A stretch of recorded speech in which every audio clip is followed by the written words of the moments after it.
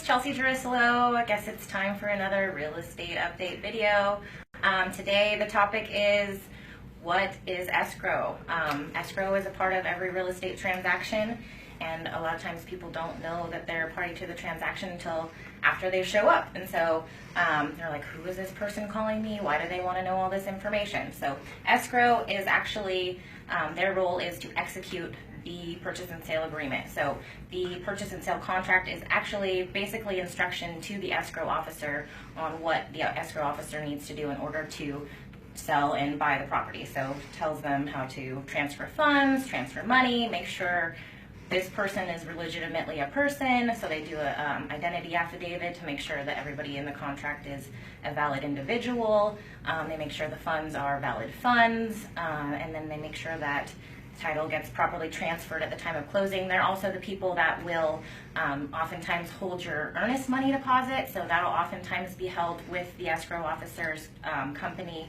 Escrow is a neutral third party, so they don't represent the buyer or the seller in the transaction. They just execute the terms of the agreement that's already been agreed to. So if there's not instruction in the contract for them to take action, they won't take action.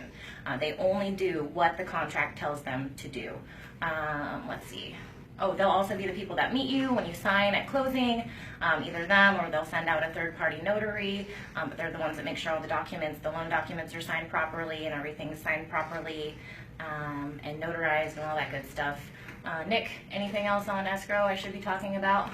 The only other thing I would say is that it's also a cost that's shared between the buyer and seller, typically between $600 to $1,000 per side, depending on the purchase price amount. And as a buyer, that'd be part of your purchase closing costs. As a seller, that'd be part of your selling closing costs.